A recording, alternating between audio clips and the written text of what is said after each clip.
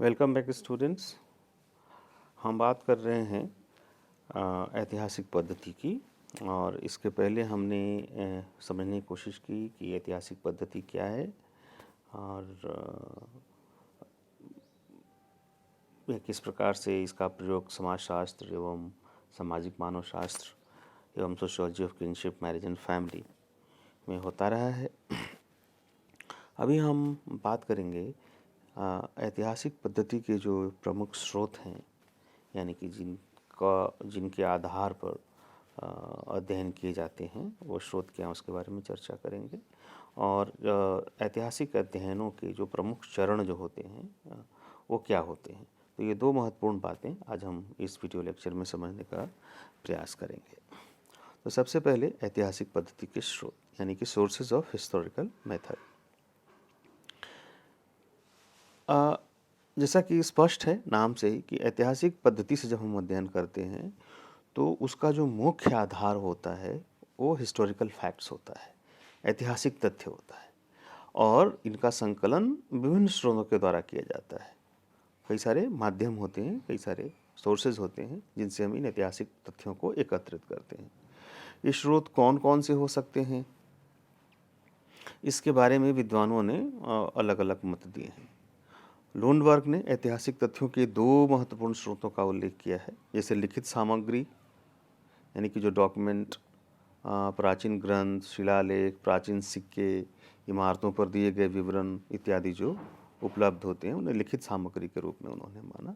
और दूसरा, खुदाई के द्वारा जो प्राप्त वस्तुएं होती हैं, जैसे मूर्तियाँ, बर्तन एवं अन्य अवशेष इत्यादि, उसको उन्होंने दूसरा स्रोत माना।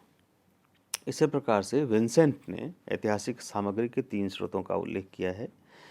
पहला, लिखित सामग्री, जैसे कथाएं, वृतांत, डायरियाँ, वंशावली, चित्र, सिक्के और कलात्मक वस्तुएं।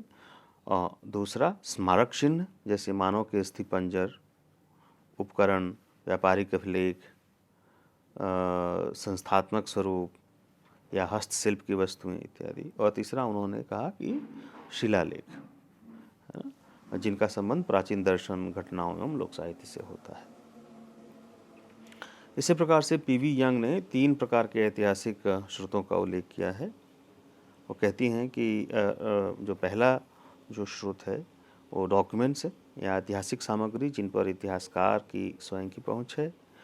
दूसरा, सांस्कृतिक, ऐतिहासिक तथा विश्लेषणात्मक इतिहास, एनालिटिकल हिस्ट्री। इसके अंतर्गत डायरियाँ, प्राचीन धार्मिक ग्रंथ, आत्मकथाएं, गुप्त लेख, व्यापारिक समझौते तथा परंपराएं आदि आते हैं, जिनका अध्ययन करना ऐतिहासिक पद्धति के लिए आवश्यक होता है। और तीसरा, विश्वसनीय निरीक्षकों तथा गवाहों की व्यक्तिगत सूचनाएं,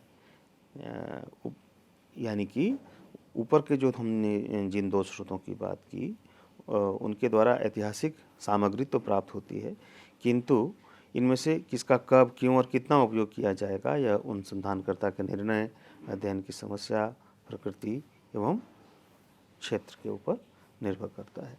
तो इस प्रकार से ये तीन प्रमुख स्रोत हैं जो श्री पीवी यंग बताती हैं। तो इस प्रकार से ये ऐतिहासिक पद्धति के मोटे तौर पर जो प्रमुख जो स्रोत हैं उनके बारे में चर्चा की। अब हम बात करेंगे कि ऐतिहासिक पद्धति के जो चरण हैं, जब हम अध्ययन करते हैं तो उसके प्रमुख चरण जो हैं